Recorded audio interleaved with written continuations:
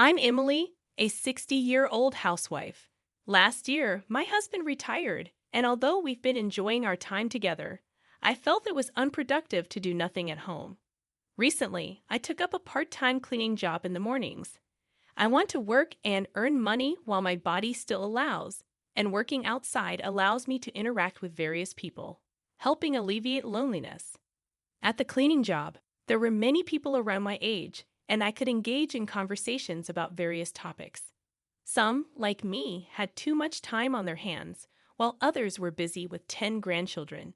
There was never a shortage of conversation topics, and I always enjoyed my time at work.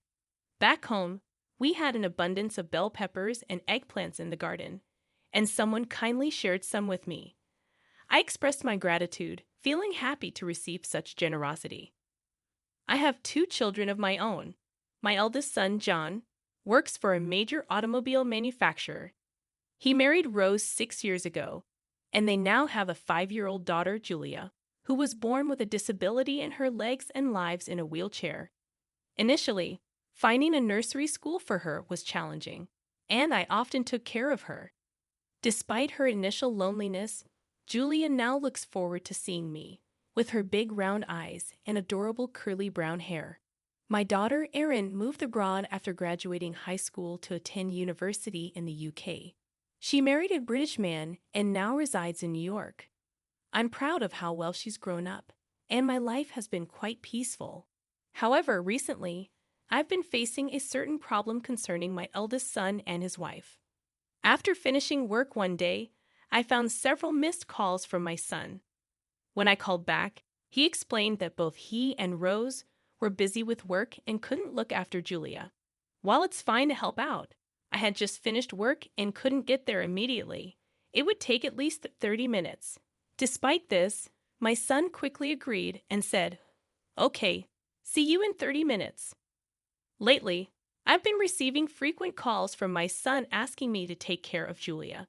Even on Rose's days off, she often leaves Julia with me, citing the challenges of caring for a child in a wheelchair. Understanding the physical demands, I try to be supportive. On this particular day, Rose had to leave for work due to colleagues falling sick with a cold. I headed to my son's house, and when I rang the doorbell, Rose came out, apologizing for the sudden request. She explained that 2 people at work had called in sick, and she really had to go.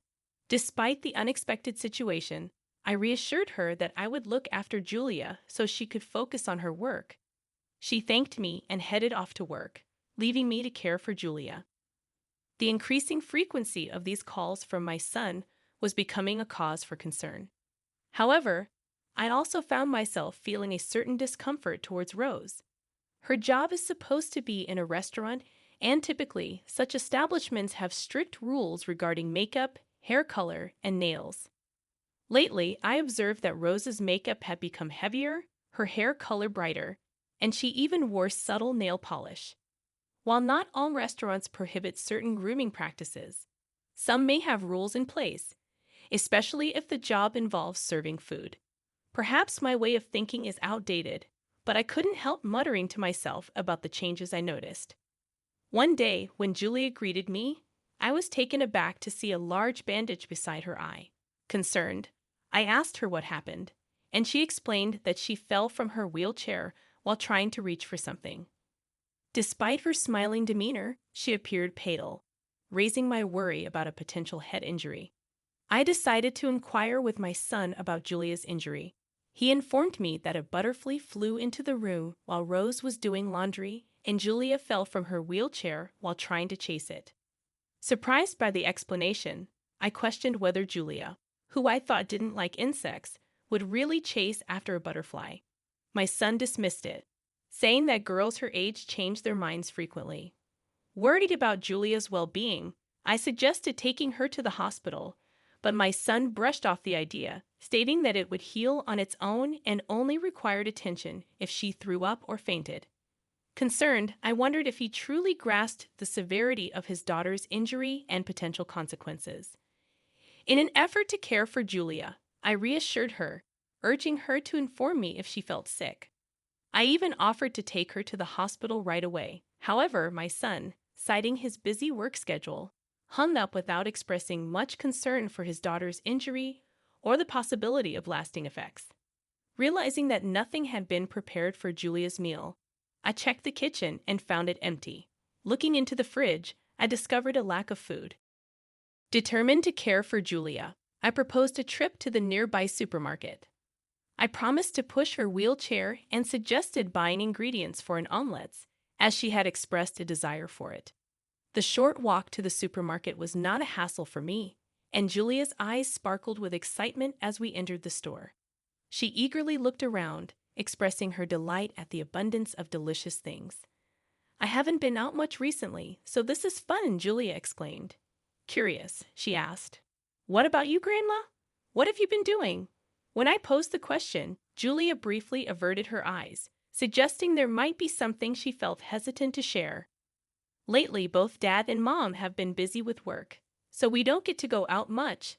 Julia's voice was soft, carrying a hint of sadness. Recognizing her loneliness, I offered, "If Grandma is okay, I can take you out anytime." Julia's face lit up at the prospect, and she eagerly agreed. Upon returning home, I decided to treat Julia to an omelette, a dish I used to make often for my own children. She devoured the first one quickly, prompting me to make a second. I marveled at where all that food was going in her small body, but felt genuinely glad to see her eat so much. Around 8 p.m., my son arrived home, apologizing for my prolonged stay. As I prepared to leave, I reminded him to spend more time with Julia, recounting her earlier comment about not going out much with Rose. I left with the hope that my son would take my words to heart. After that day, however, I found it increasingly difficult to see Julia, despite my attempts to share some mandarins and reconnect with my son and his wife. Both of them cited being busy with work, abruptly ending our calls. The calls I used to receive for help or support became a distant memory. I couldn't shake the feeling that I might have said or done something to upset them, but the truth eluded me. 3 months passed since I last saw Julia, and the seasons changed from summer to autumn. In the midst of having tea with coworkers at a family restaurant after work, my phone rang. Surprisingly, it was a call from my eldest son. Breaking the silence after such a long time, I hurriedly answered the phone, and a sense of concern filled me as my colleagues watched me intently. "Oh, Mom, sorry for the sudden request, but are you free the day after tomorrow?" My son's voice on the other end revealed a request rather than an emergency. "The day after tomorrow? I don't have anything special. It's my day off." "Really?" I replied, relieved that nothing was wrong. My son explained, "Actually, Rose and I are planning a trip abroad, but it seems Julia can't come. Could you, sorry to ask, take care of her for 3 days?" While my initial worry subsided, I assured him, "Of course, that's fine. However, I have work that day, so I'll ask my sister for help. Is that okay?" My son agreed, mentioning that Auntie was fine and leaving the key in the usual place. After hanging up, I let out a sigh of relief, realizing that my concerns about something being wrong were unfounded. It turned out they just needed someone to look after Julia for a few days. I felt happy at the thought of reuniting with my granddaughter after such a long time. 2 days later, I loaded the car with groceries and headed to my son and daughter-in-law's house. Using the key hidden in its usual spot, I entered their home. "Julia, Grandma is here," I called out, but there was no response. Thinking she might be sleeping, I headed to the living room, only to let out a startled sound at the sight that greeted me. Julia was indeed there, but she looked different from the last time I saw her. Thin, pale, unkempt hair, and dirty clothes, as if she hadn't bathed. Shocked by her condition, I hurriedly called my son, demanding an explanation for Julia being bedridden. "Oh, she's been a bit willful lately. I told her if she's going to be that way, she needs to take care of herself," my son casually responded. I couldn't believe what I was hearing and became emotional. I questioned their decision to leave their bedridden child and go on an overseas trip, accusing them of being careless as parents. In response, my son unexpectedly lashed out, highlighting the challenges of raising a child with a disability and insinuating that I wouldn't understand. Frustrated, he suggested, "If you're going to complain that much, why don't you take her in? Grandparents can adopt their grandchildren, you know." With those words, he hung up, leaving me enraged at his insensitivity.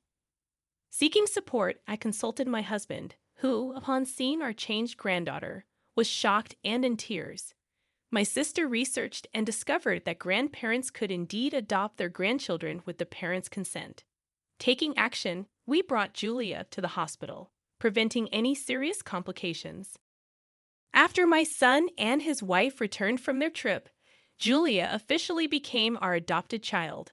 She thrived under our care, expressing a newfound interest in wheelchair basketball. We discovered a place where they played the sport, and Julia's eyes sparkled with excitement as she expressed her desire to join in the practice.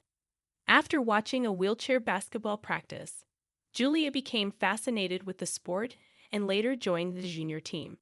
Initially, she struggled to catch the ball and felt frustrated, but her skills improved rapidly through persistent daily practice. For the first 2 years, she could only watch her teammates play from the bench, but her determination paid off in the 3rd year when she finally made it into the regular team.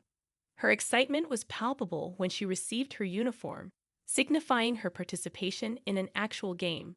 Despite concerns about Julia facing a formidable opponent in her first match, our team surprisingly held its own against a strong team. In the second half, Julia had a chance for a free throw, and as the ball left her hands, it went straight into the goal net, igniting cheers from our side of the stands. Encouraged by her successful shot, Julia played assertively, scoring multiple times. The match ended with a victory for Julia's team, a significant achievement for them. Julia's remarkable performance in her first game attracted a large number of reporters, and the event was even broadcasted on local news. Her friends at school admired her, saying, "I saw you on the news yesterday, and you were so cool." Amidst the support, Julia received praise and encouragement, fueling her enthusiasm for practice even more. Her adoptive family, including my husband, sister, and daughter's family, cheered for her with all their might. Even though my daughter's family lived overseas, they made an effort to support Julia whenever possible. Several years later, I received a call from my son John, who had been distant for a long time. At first, I hesitated to answer, but persistent calls compelled me to pick up. In a nonchalant tone, he inquired about Julia's recent success in basketball and even asked about the payment for interviews. Shockingly, he revealed his intention of trying to get money from Julia now that she had become famous. His questions about financial gain from Julia's success made me sick to my stomach. When I refused to comply, he suggested returning Julia to them, referring to her as a golden egg that would earn a lot of signing money in the future. I was appalled by his mercenary attitude, but I firmly rejected the idea, emphasizing that Julia had legally become part of our family through proper procedures. My son's anger flared up, and he demanded Julia's return multiple times. When I asked why, he revealed that they were in significant debt due to their extravagant lifestyle and were attempting to make Julia pay for it. It was inconceivable to let her live with such irresponsible individuals. Julia, who overheard the conversation, reassured me, saying she would never go back to people like them.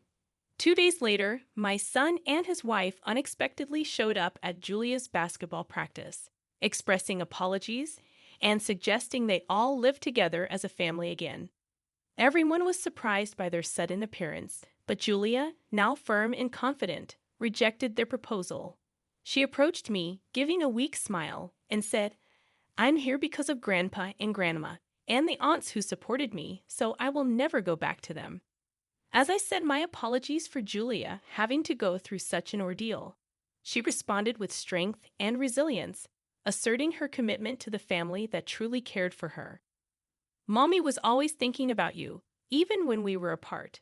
But now you don't have to feel lonely anymore. Let's live together again, okay?" Julia's biological parents' unexpected remarks stunned everyone around. In the midst of the peculiar atmosphere, Julia stepped forward and politely acknowledged their presence. However, she made it clear that they were no longer her parents. They were now grandma and grandpa. She firmly stated that she didn't want to live with them and requested them to go back. The parents seemed shocked, expecting a different reaction from Julia. Ignoring her refusal, they tried to persuade her. But Julia stood her ground. In a desperate attempt, my son forcibly grabbed Julia's hand, intending to take her to their car. Sensing danger, the coach called the police, and arriving officers took my son and his wife to the station for questioning. Later, the coach called me, explaining the situation, and I learned that they had issued a restraining order against my son and his wife. This prevented them from approaching us, thwarting their ill-conceived plan to take Julia back. According to the police, their debt amounted to a staggering $660,000. Facing difficulties at their workplaces, they both resigned and became temporary employees, frequently changing jobs meanwhile. Julia continued to excel in wheelchair basketball, leading her team to victory in tournaments. Offers from professional teams started pouring in, and now she is part of a professional team, practicing harder than ever. As Julia returns home from practice, her face, despite the soreness in her legs and arms, shines brightly. She expresses how tough it was but emphasizes her commitment to contributing to the team as soon as possible. Reflecting on what Julia's life might have been like if she hadn't been taken in that day, I acknowledge the horrifying possibilities. However, I don't regret the courageous decision to adopt her. Julia echoes similar sentiments, reassuring me that it was the right choice. As long as I am able, I want to continue attending her matches, cheering for her, and supporting her